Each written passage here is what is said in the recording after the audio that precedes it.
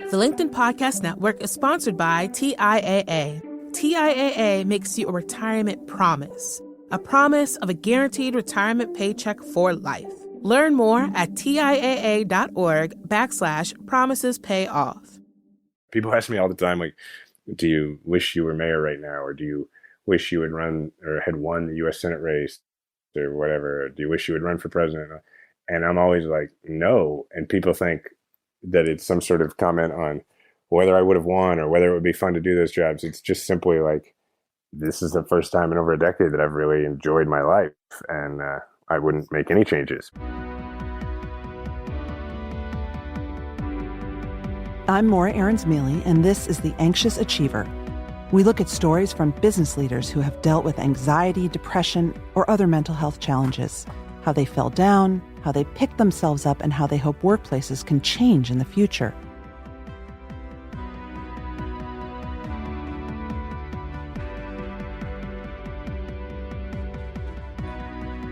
You know, work can be an addiction for many of us, a way to avoid issues we don't want to deal with, people we don't want to confront, or demons inside.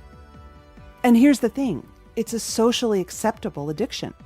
Undiagnosed post-traumatic stress disorder led today's guest, Jason Kander, to be the ultimate achiever and the ultimate people pleaser, which made a lot of people in his political orbit happy.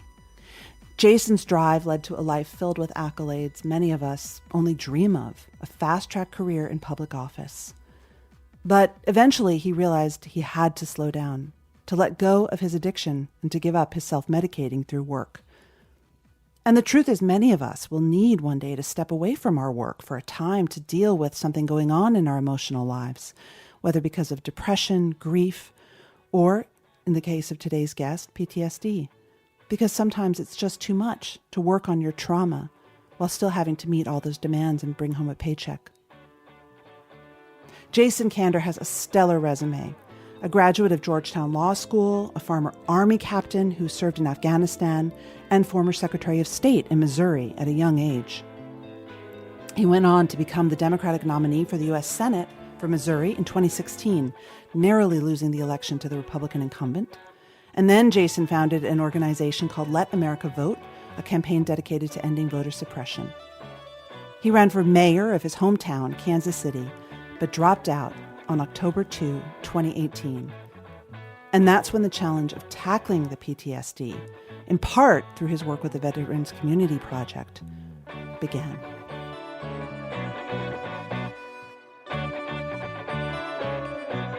Jason, before we dive into the meat of what we're going to talk about, tell us a little bit about your background. Did you always plan on having a career in the military and then public service?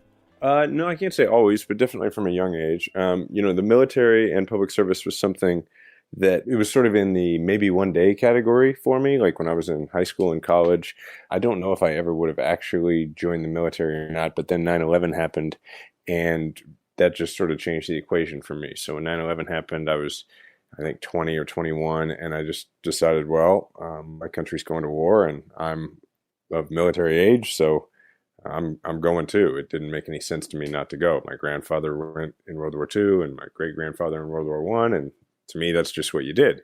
And so I signed up and joined, and then after I came home from Afghanistan, I had been thinking about running for office before that, and but it really sort of crystallized for me the feeling of politics not being a game, but instead politics being something that has real-world consequences. Because the first time in my life that I was ever on the receiving end of negative, of real bad consequences from political decisions was being in Afghanistan and not having the equipment we needed and that kind of thing, and so it sort of changed it from just being a political science major who saw it as, one side versus the other, to understanding that there were real world consequences to this stuff.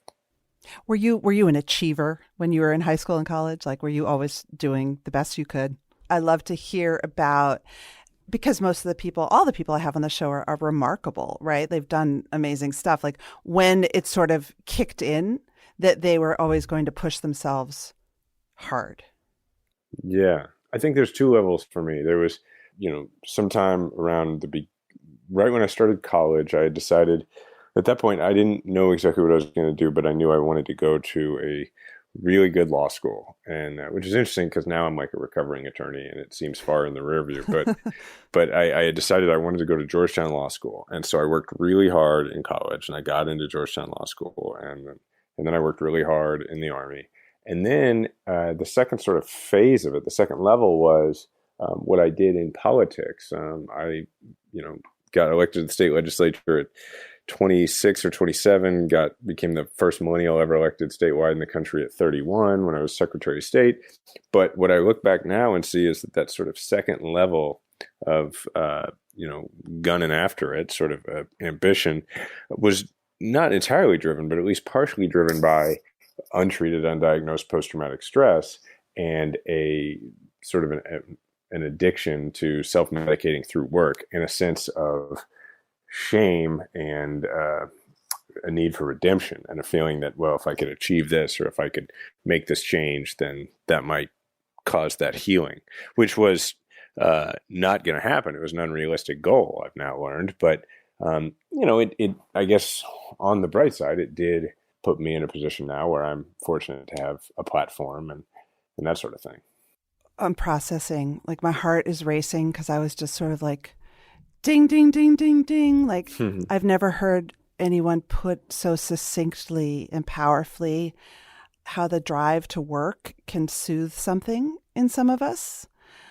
How did you realize that this was part of PTSD? That probably sounds really weird to a lot of people. Well, I realized it through therapy. For those who don't know, in 2018, in October of 2018, after about a 10-year, pretty successful political career it appeared to everyone, including myself, that I was just really still at the beginning of. Let me brag for you for a sec, because I wrote a little paragraph that Politico, which is like the Bible for politics nerds, called you the hottest star in Democratic politics.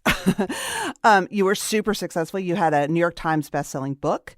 You had, at some point, you launched a historically successful voter registration organization. You were an incredible fundraiser. You were like the guy.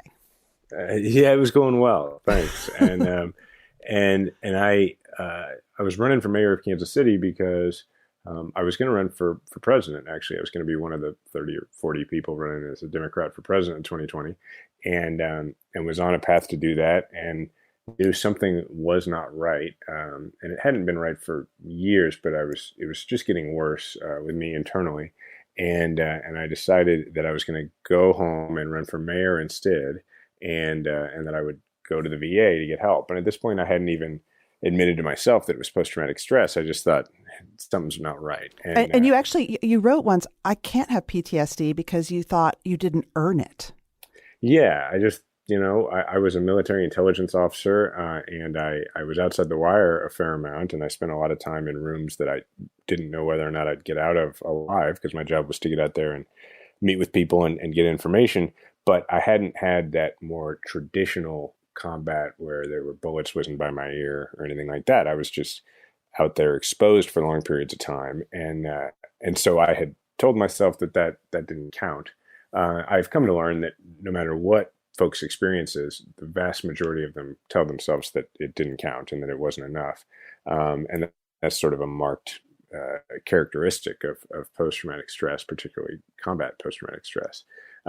Well, really all post-traumatic stress. And so I was living through that, and then I decided, okay, I'm going to go get help. I was in a mayoral race that I was probably going to win by a pretty healthy margin, but things were getting really bad for me personally. And so I decided to drop out of the race for Kansas City mayor, basically just decide not to become the Kansas City mayor, and instead go to the VA and start weekly therapy. And that's what I did. And through that, to answer your earlier question, that's really where I learned that I had been using my professional life to, I wouldn't even say soothe, I'd say as an avoidance strategy for what was going on with me personally. And personally, for 10 years, I hadn't had a good night's sleep because of violent nightmares, and I hadn't had the ability most of the time to be present with my family. I had become really emotionally numb, and, but I put a really good face forward. And not just for the world, like I wasn't deceiving people, I was also deceiving myself. And so that had just gotten to a point where it was unsustainable, and I had suicidal ideation, and it got frightening. And so I decided to do something about it, and I'm really glad I did. And now my life is totally different, and it's really, really good. And I do something different for a living now. I am still very much involved in politics, but now I'm the president of a veterans community project, which is a veterans nonprofit based out of Kansas City that's going national now. So, and it's very fulfilling. Let's go back to work and accolades and sort of plunging forward as an avoidance strategy. I mean, I think that a lot of us non-military people have, we think of PTSD and we think of movies, we think of veterans drinking too much, taking drugs. I mean, we really go to sides of PTSD that are less socially acceptable than becoming, quote, the hottest star in Democratic politics.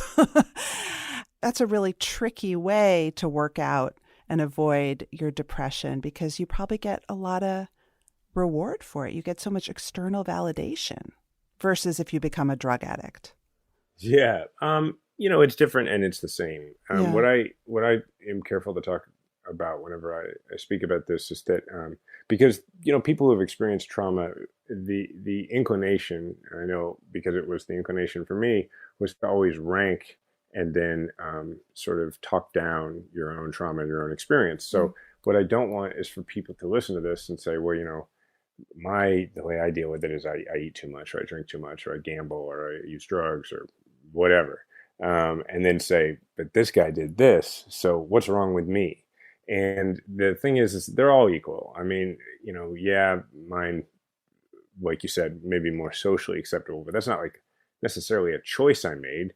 It's just that's the self-medication that was available to me, and it happened to be paired with the fact that I was already inclined toward public service. And so, I don't want to completely take credit away from myself. Like, I did what I did because I care about my country, but I threw myself into it with an abandon that probably had more to do, or at least somewhat to do, with my own trauma. And so I just always try and point out that, like, there's no difference between the way I handled it and the way other people do, because mine was still very damaging to me. I would stay up really late telling myself I was working, but it was really because I dreaded going to sleep, because sleep was not fun for me. It was a violent, hellscape of nightmares. And so I would not get enough sleep.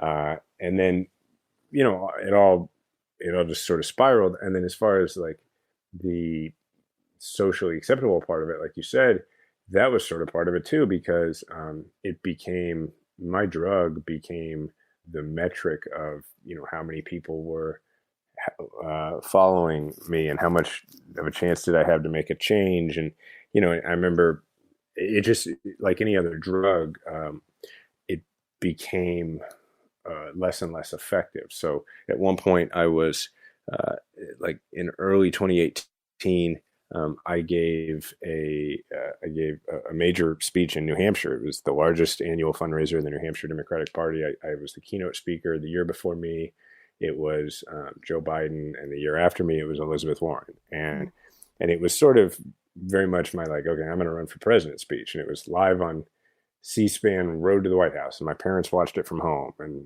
that whole thing.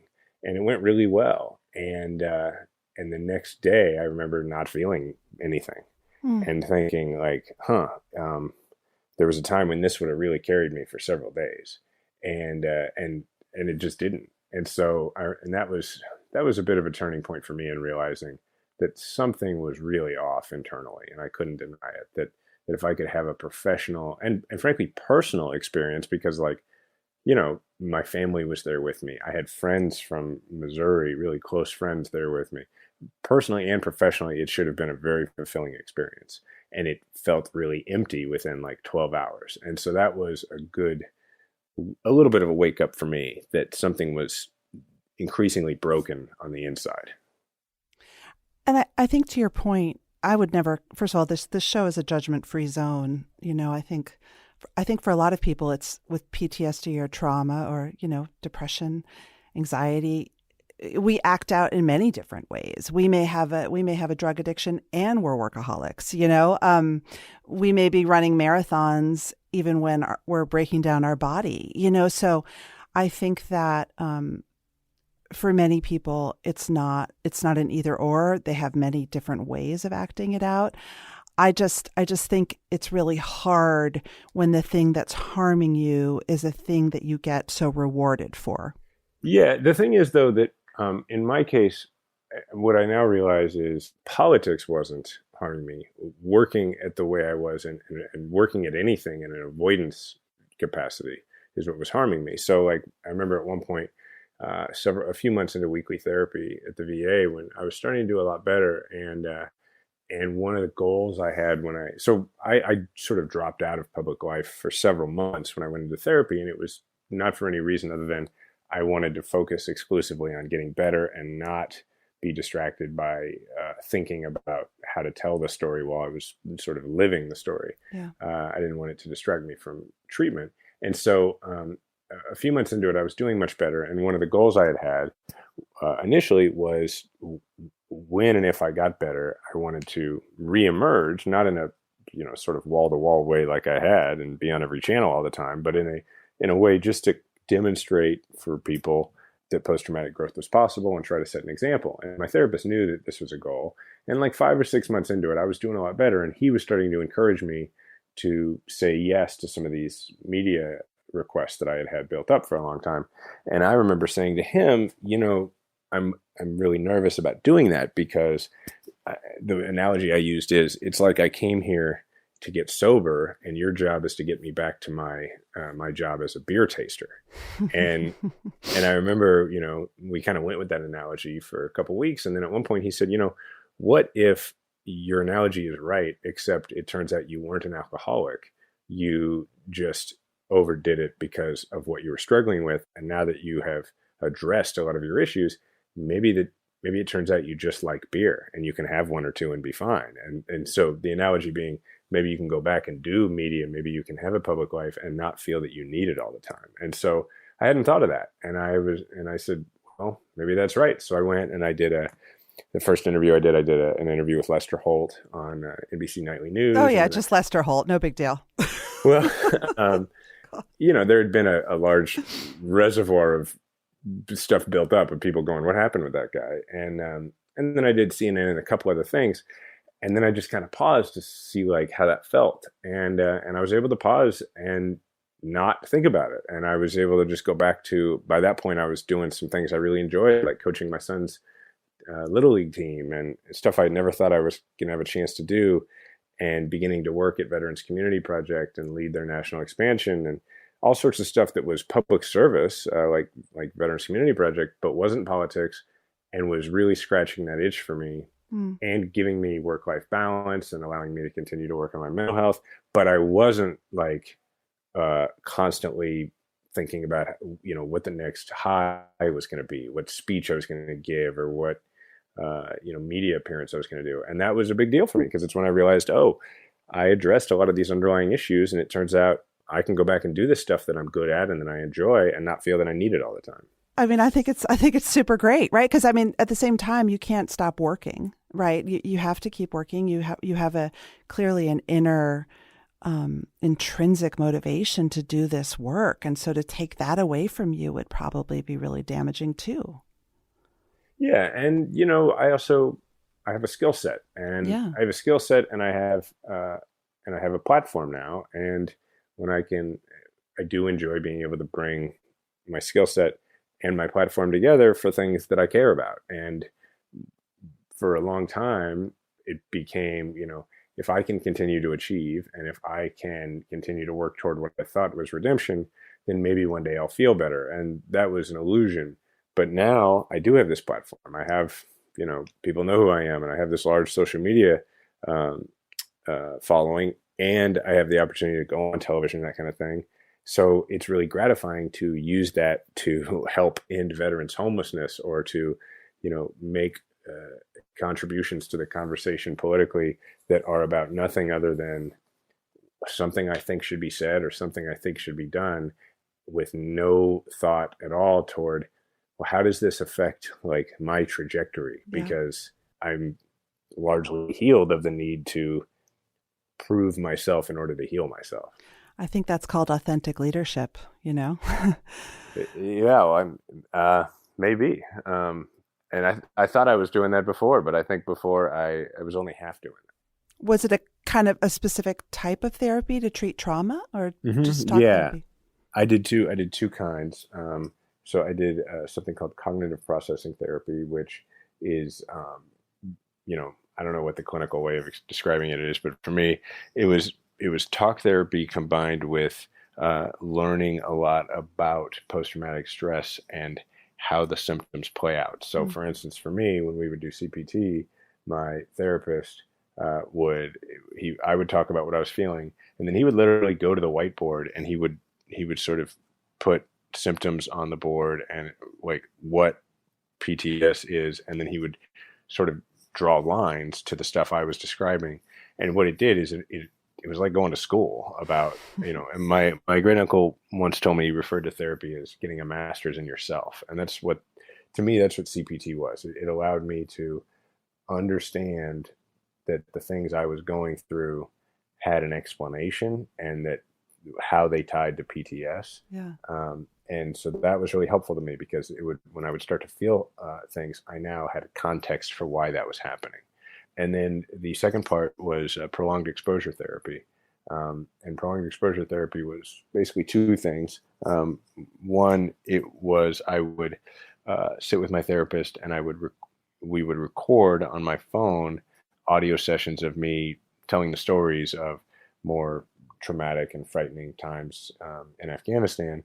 And each time he would ask me questions throughout it as if he'd never heard it. And then in between the weekly sessions, I would have to listen to those recordings. I wasn't allowed to do anything else. I would have to close my eyes, lay down, and listen to myself tell the story. And what that would do is it would unlock other parts of the story that I had sort of blocked out or purposefully unremembered or whatever details. And then the next week I would go in and I would do it again. And we did that until I would get bored with a particular story, and I'd say I'm bored of this. And I remember the first time he said, well, good, because that's the goal. The goal here is for you to get to the point where it no longer raises your adrenaline or makes you feel a fight or flight, instinct, but to get bored of it. And then we would move on to another story and deal with that. So that was the first part of it. And then the second part was something called in vivo therapy, which is part of prolonged exposure therapy, which really just means in life. And it was going out and doing things that I had avoided. So going to a restaurant and sitting with my back to the door for 45 minutes and not turning around, or going on a walk in my neighborhood without turning around to look behind me, or, all of these different sort of, things that had been very difficult for me because of hypervigilance, which is a symptom of the type of post-traumatic stress I had, or have, I guess. And so that worked really well too, because it's just, you get used to it. You can become accustomed to it. And I had avoided that stuff for so long. Another interesting aspect of that was for years, and I'd even written in my book that I thought this was a way to solve it, because it was before I ever got any therapy. I would avoid watching movies about war or particularly anything about kidnapping, because that was in my job the big thing to be worried about over there. And I thought that would help me avoid bad dreams. But counterintuitively, I was causing myself a real problem. And I was causing myself more bad dreams, because the way my therapist described it was, he said, your brain is pretty determined to deal with these intrusive thoughts and memories, and you have your guard up all day long. You can do things to avoid thinking about it, but when you go to sleep, you don't have your guard up, and so it all rushes in and your brain deals with it then. And so one of the things I did for in vivo therapy is I actually watched a bunch of war movies that I had not watched while they'd come out in the last 10 years that I was actually really interested in, but had never watched because I thought they'd be bad for me. And that sort of thing actually really helps. And I very seldom get the nightmares anymore. So you don't sort of get triggered when you watch a show or a movie that is a realistic depiction of your worst fear? It is triggering, but there's two big differences now. One, I know how to process that. And two, I understand that I need to process that. So, like not long ago, I remember we were coming back from my vacation and we were on a plane, and I watched this movie 12 Strong, which is about the war in Afghanistan, and anyway, so I watched it, and I remember afterwards, when the plane, when you watch a movie on a plane, like you feel like you're in a tunnel, and like you really get into it. And when the plane landed, like for about 30 minutes, like I told my wife, I was like, I'm pretty amped up, and so I'm gonna be distracted, and so for about a half hour I was, and then I was able to kind of roll through that, and then that night I didn't have any bad dreams about it at all, because on the one side it amps you up. But what it also does is it allows you to process the stuff that your brain wants to process anyway. And so that was stuff that never would have occurred to me before I went to therapy. That is some effective therapy, man. I mean, that's amazing, I have to tell you. Yeah, I mean, you know what? I remember one of the things about post-traumatic stress is that it convinces you that you didn't earn it, and it convinces you that it never existed. And so that's how I felt going into it. And then I went through therapy, and I started to get better. And then a couple months after that, I remember going back and seeing my therapist and saying, like, why, is it possible that I really had post-traumatic stress when I got better? I hear from thousands of people all the time who are experiencing this, other mental health issues. And so many of them are saying, like, I've tried this and I've tried this and it's not working. And I went back to him and I said, hey, I feel really inadequate about the fact that I got better. Maybe there was nothing wrong with me. And he said, no, look, you're supposed to get better. And he showed me this study that they had done. My therapist at the VA is an incredible guy and has been really important to me. And he showed me the study that had been done at the Kansas City VA where I go. And he said, look, the vast majority of people who commit to this program, they do get better. You're supposed to. It's an injury. And it's like any other injury. You can heal, or you can at least recover and get better and manage it. And so that is one of the things about it is like, but it was did your effective homework therapy. Too, it sounds like that's the big thing. You did the physical therapy, right? That goes along with the injury, healing from the injury. Exactly. Like if you will, and look, not every kind of therapy is going to work, and it may not work for you. So you may have to try something else. But what I always tell people is if you are committed to getting better, then you just keep trying things and throw yourself 100% into everything you do, you're going to get better. I was just really fortunate that, the VA, like they're very experienced at this. And there was never anything that I said to my therapist where he was like, whoa, really? It was like everybody who sat in that chair was having a pretty similar experience. And so that's really fortunate for me. The LinkedIn Podcast Network is sponsored by TIAA. In the last 100 years, we've seen financial markets swing, new currencies come and go, decades of savings lost in days, all showing that a retirement plan without a guarantee, quite simply, isn't enough. So more than a retirement plan, TIAA makes you a retirement promise. A promise of a guaranteed retirement paycheck for life. A promise that pays off. Learn more at TIAA.org/promisespayoff. Take me back to the night or day or week when you decided not to run for mayor. I mean, you kind of describe it now like, well, I just decided to run and focus on my health and go to therapy. I don't believe you when you say that it's so lightly like that. Yeah. It's easy to say it that way now. I'm sure it was like a wrenching, grief-filled, anger-making decision. Like, what did it feel like? Yeah, it sucked. It was, in some ways it was gradual, but in most ways it was all at once. So it was gradual in the sense that it had been several months of me feeling just not right and getting increasingly worse and admitting to my wife that I was having suicidal thoughts, or telling my campaign manager or a few close campaign staff like that I had been depressed. But it came to a head where, I'd been my mayoral race.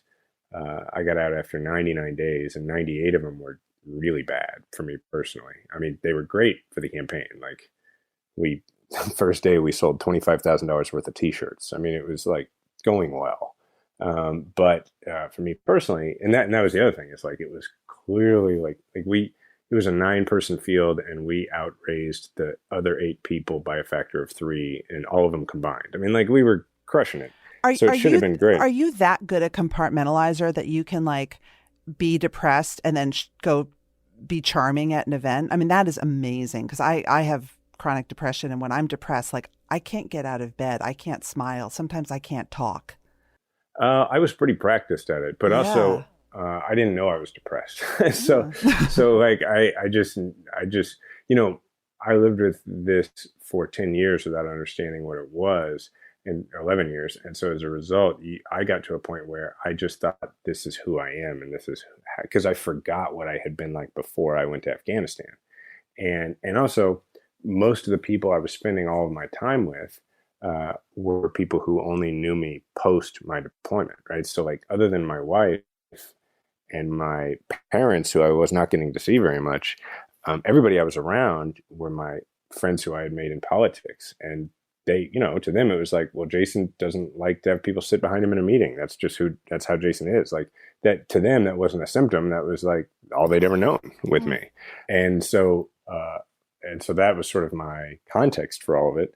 And it had been so long that like my wife had kind of forgotten how I used to be. And also, she was experiencing secondary post-traumatic stress from living with me. So it was all a big mix of this stuff. And yeah, I could do that, but it wasn't like I was putting on a face. It was more like, for me, that's the only place where I was getting any sense of feeling alive. So like, I was very charming because like, that's when I was having a good time, And the thing is throughout the mayoral campaign, that was getting less and less the case. And it was getting harder and harder for me.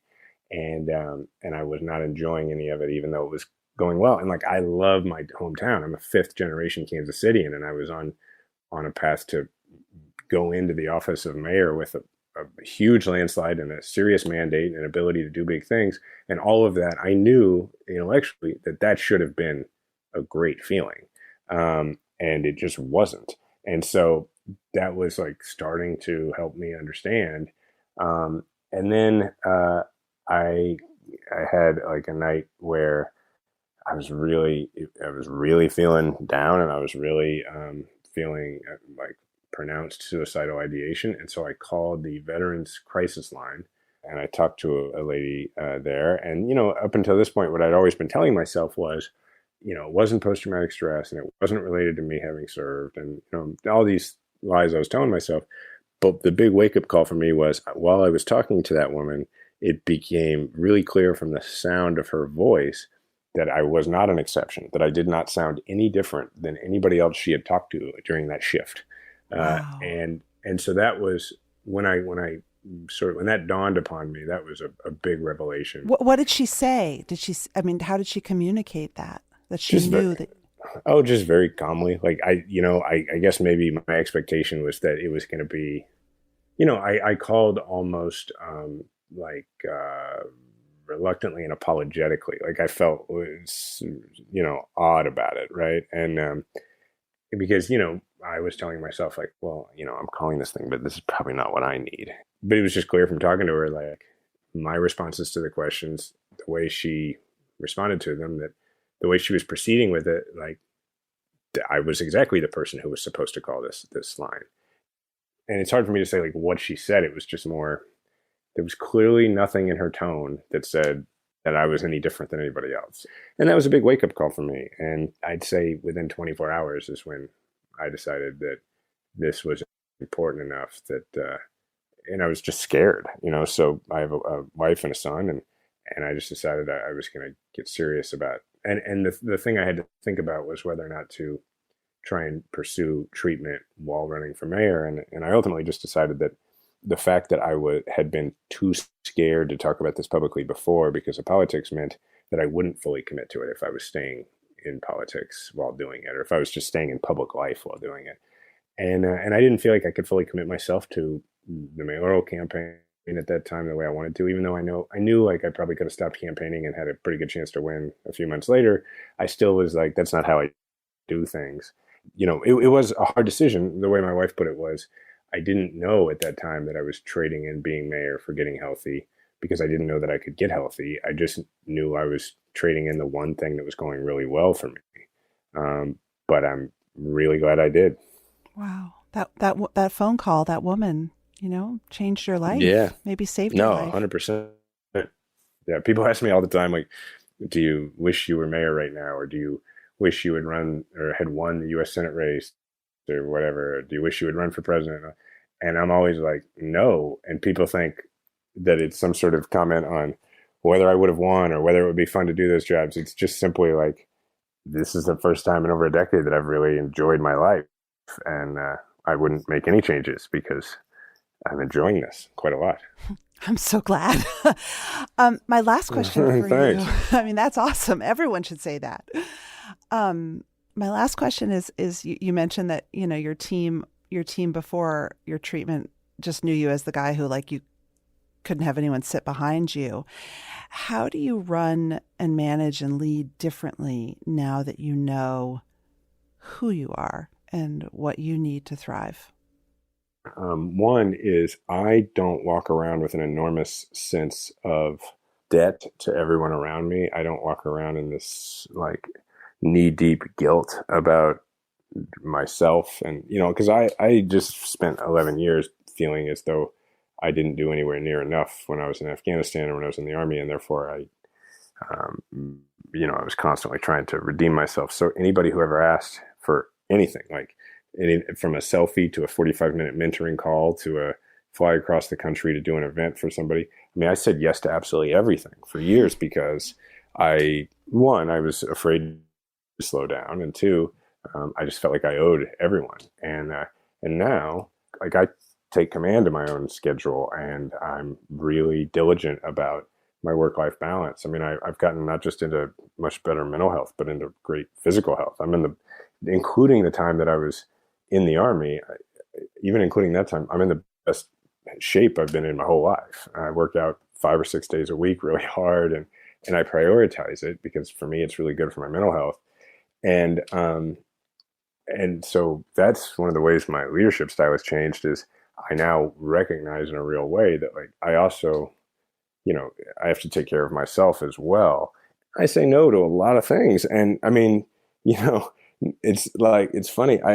I spent a year as a CNN commentator, and even after that, I was going on CNN or MSNBC all the time. And now that's before I, made my announcement and stepped back. And now, like, when I get plenty of requests to do cable TV and that kind of stuff. But when I do it, it's for one of two reasons. It's either to advance Veterans Community Project, or it's because, like, I'm in New York City and I'm there on work and I can't be with my family anyway, so I may as well go by MSNBC or CNN and, but I frequently will say no to the evening shows because I'm like, well, it's during dinner time and I'm not going to go down to a studio downtown Kansas City and do a remote during dinner time. And that's just not a choice I ever would have made.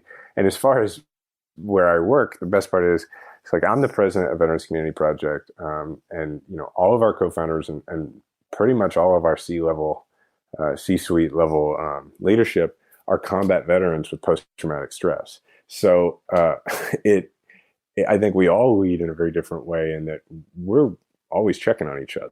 And we're, not to mention, we run an organization where a whole lot of our clientele, so to speak, they suffer from the same things that we do. They just have not had the resources we've had. So I have a real work-life balance, and I say no to a lot of stuff. And the biggest thing is I don't feel like I owe everybody everything all the time. I remember not long ago, my dad said to me there was a little while back, somebody was campaigning for something. There was somebody I had supported, and my dad asked me, so are you going to go out and do any events for them? And I said, no, I don't think I am. And he said, and this was not him suggesting this to be the case, this was just him knowing me over the years. He said, you don't feel like you owe it to him or anything? And I remember thinking about it for a second and going, Dad, I'm pretty sure I don't owe anybody anything except I owe my friends and my family love and friendship. And he was like, yeah, that's right. And it was a big deal for me to say that out loud. So I do that stuff, but I just do it because I'm like, I care about this and I want to go do it, and never because I feel like I owe anyone or anything. Oh, man, that's beautiful. Well, Jason Kander, thank you so much for your time. Thank you. I really appreciate it. I enjoyed it. This is the final episode of Season 2 of the show. I'll see you soon for Season 3. And I've gotten some great ideas for future shows from listeners recently, so please keep them coming. You can find me on Twitter or Instagram at MauraAM, or send me a message on LinkedIn. You can email anxiousachiever@gmail.com, but do send me your feedback and ideas. I want to give special thanks to my producer, Mary Dew, and the team at HBR, Cullen Howarth, Ann Saney, Adam Buchholz, Maureen Hawk, Amy Gallo, Adi Ignatius, and the editorial team who worked with me on my big idea on anxiety in leadership. I really urge you to check it out, especially Gretchen Gavitt, Kelsey Grippenstraw, and Ania Wachowski. Thanks to my advertisers, you keep us going. And I'm so grateful to our guests who bring their truths to the show. Hosting The Anxious Achiever is a source of joy and fulfillment in my life, and I thank you for listening and supporting. See you next season. From HBR Presents, I'm Maura Aarons-Mele, and this is The Anxious Achiever.